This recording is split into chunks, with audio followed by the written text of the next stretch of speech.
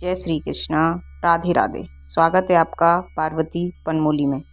आज हम सुनेंगे पाप अंकुशा एकादशी की बेहद पुण्य फलदायी व्रत कथा। हिंदू धर्म में एकादशी तिथि बहुत महत्वपूर्ण मानी गई है। एकादशी व्रत भगवान विष्णु को समर्पित होता है।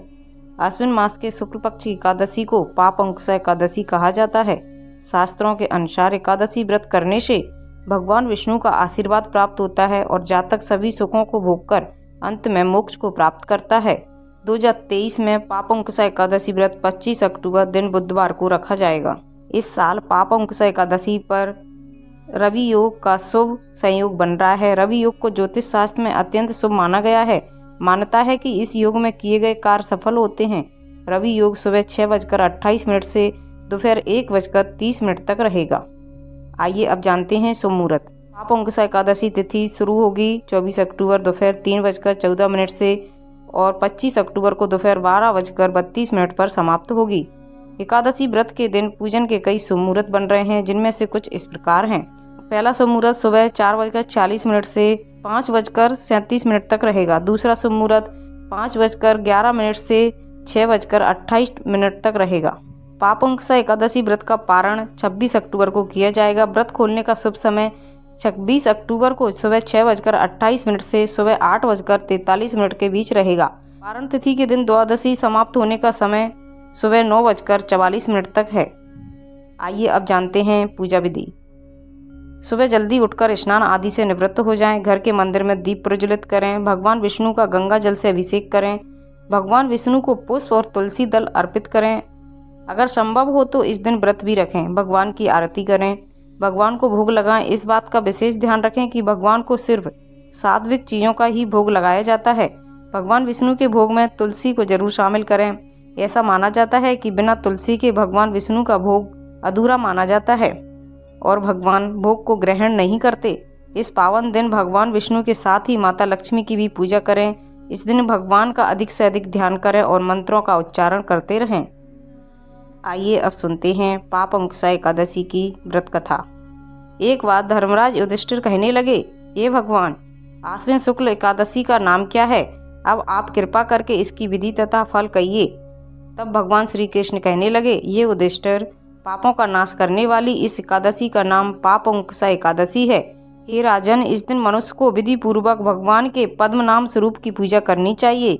यह एकादशी मनुष्य को मनवांछित फल देकर स्वर्ग को प्राप्त कराने वाली है। मनुष्य को बहुत दिनों तक कठोर तपस्या से जो फल मिलता है, वह फल भगवान गरुड़ ध्वज को नमस्कार करने से प्राप्त हो जाता है। जो मनुष्य अज्ञानवश अनेक पाप करते हैं परंतु हरि को नमस्कार करते हैं, वे नरक में नहीं जाते। भगवान विष्णु के नाम के कीर्तन मात्र से संसार के सब तीर्थों के पुण्य फल प्राप्त हो जाते हैं। जो मनुष्य सार्ण धनुषधारी भगवान विष्णु की शरण में जाते हैं, उन्हें कभी भी यम लोक की यातनाएं नहीं भोगना पड़ती। जो मनुष्य वैष्णव होकर शिव की और शिव होकर विष्णु की निंदा करते हैं, वे अवश्य नरकवासी होते हैं।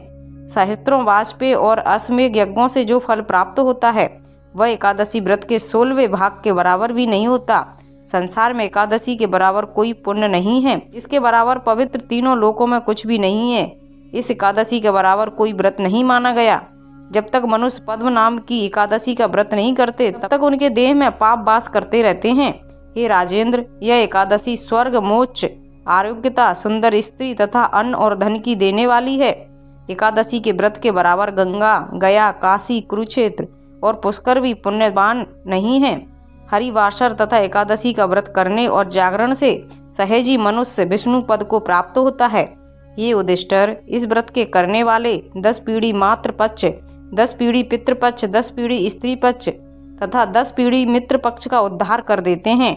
वे दिव्य देह धारण कर चतुर्भुज रूप को पीताम्बर पहने और हाथ में माला लेकर गरुड़ पर चढ़कर विष्णु लोक को जाते हैं। हे नरश्रेष्ठ, बालावस्था, अवस्था, वृद्धावस्था में इस व्रत को करने से पापी मनुष्य भी दुर्गति को प्राप्त न होकर सदगति प्राप्त करते हैं।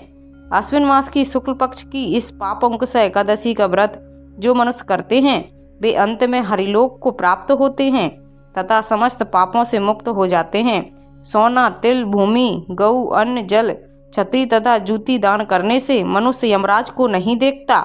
जो मनुष्य किसी प्रकार के पुण्य कर्म किए बिना जीवन के दिन व्यतीत करता है, वह लोहार की भट्टी की तरह सांस लेता हुआ निर्जीव के समान ही है।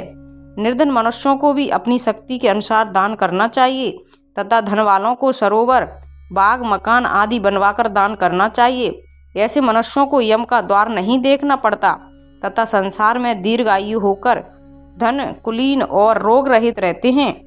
भगवान श्री कृष्ण ने कहा, हे राजन, जो आपने मुझसे पूछा वह मैंने सब कुछ आपको बतलाया। अब आपकी और क्या सुनने की इच्छा है? तब युधिष्ठिर ने कहा, हे भगवान, मैं इस कथा का संपूर्ण वर्णन सुनना चाहता हूँ। यह व्रत सबसे पहले पृथ्वी पर किसने किया था? तब श्री कृष्ण कहने लगे, ठीक है, ध्यानपूर्वक सुनिए। प्राचीन समय में विंध्य पर्वत पर क्रोधन नामक एक बहेलिया रहता था। वह बड़ा क्रूर तथा उसका सारा जीवन हिंसा, लूटपाट, मदपान और गलत संगति पाप कर्मों में बीता। जब उसका अंतिम समय आया तब यमराज के दूत बहेलियों को लेने आए और यमदूत ने बहेलिये से कहा कि कल तुम्हारे जीवन का अंतिम दिन है, हम तुम्हें कल लेने आएंगे। यह बात सुनकर बहेलिया बहुत भयभीत हो गया और महर्षि अंगरा के आश्रम में पहुंचा और महर्षि अंगरा के चरणों पर गिरकर प्रार्थना करने लगा, हे ऋषिवर, मैंने जीवन भर पाप कर्म ही किए हैं। कृपा कर मुझे कोई ऐसा उपाय बतलाइए जिससे मेरे सारे पाप मिट जाएं और मैं मोक्ष को प्राप्त हो जाऊं। उसके निवेदन पर महर्षि अंगरा ने उसे आश्विन शुक्ल पक्ष की पापंकुश एकादशी का विधि पूर्वक व्रत करने को कहा। महर्षि अंगरा के कहे अनुसार उस बहेलिये ने यह व्रत किया और किए गए सारे पापों से छुटकारा पा लिया और इस व्रत पूजन के बल से भगवान की कृपा से वह विष्णु लोक को चला गया।